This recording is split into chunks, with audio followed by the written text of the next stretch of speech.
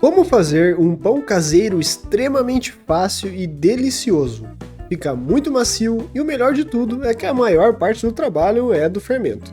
Em uma bacia, adicione 1/4 de xícara de óleo, 50 gramas de açúcar, que é mais ou menos 2 colheres de sopa, 5 gramas de fermento biológico seco, que é meio pacotinho, 1 colher de chá de sal, 1 ovo, 3/4 de xícara de leite morno e 1/4 de xícara de água morna.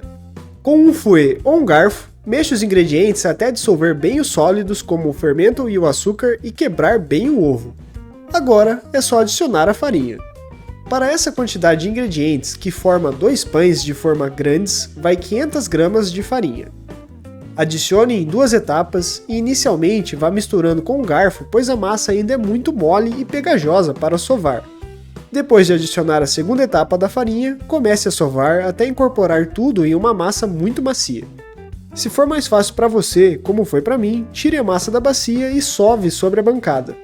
Com uma superfície maior de trabalho, fica muito mais fácil de incorporar tudo. Para facilitar e não grudar a massa na bancada, é só polvilhar um pouco de farinha. Mas não exagera, senão o pão pode ficar muito seco. E nem precisa exagerar também, a massa não gruda quase nada. Depois de terminar de sovar, transforme a massa em uma bola. Antes de formar os pães, ela precisa descansar um pouco e felizmente já temos o recipiente para isso. Na bacia onde fizemos a massa, jogue um fio de óleo e unte a superfície esfregando com um guardanapo de papel. Passe a massa para a bacia e cubra com uma tampa, ou qualquer coisa que se passe por uma. Agora deixe a massa descansar por 1 hora. Após o primeiro descanso, vamos formar os pães. Divida a massa ao meio. Não precisa ser extremamente exato, mas se quiser, use uma balança. Para formar os pães, comece abrindo a massa com os dedos, tentando fazer um retângulo meio uniforme. Depois, passe para a bancada e comece a trabalhar com um rolo de macarrão, sem polvilhar a farinha porque não precisa. Estique até ele atingir uma espessura de mais ou menos 1 centímetro. Lembrando que as dimensões de largura e até a parte da divisão da massa vão depender da forma da sua escolha.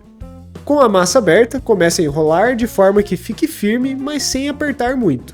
No final do rolo, pince a massa, grudando as 2 pontas e fechando bem.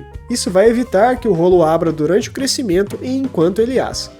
Para untar a forma, é só fazer o mesmo que foi feito na bacia. Despeje um fio de óleo e espalhe usando um guardanapo de papel. Unte até o topo da forma, pois o pão cresce bastante. Agora é só depositar a massa no centro e esperar. E tem que esperar muito. Fazer pão é com certeza um exercício de paciência. Cubra as formas com um pano de prato limpo e deixe descansando até que elas pelo menos dobrem de tamanho. Para mim foi 4 horas de descanso. Mas isso pode variar de acordo com a temperatura que está na sua casa. Se estiver mais quente, o fermento trabalha melhor e o pão cresce mais rápido. Inicialmente você pode pensar que não vai dar em nada, mas acredite, se o fermento que você usou estiver ativo e na validade, o seu pão vai ficar dessa forma. Legal, né? Fermentação é algo realmente maravilhoso.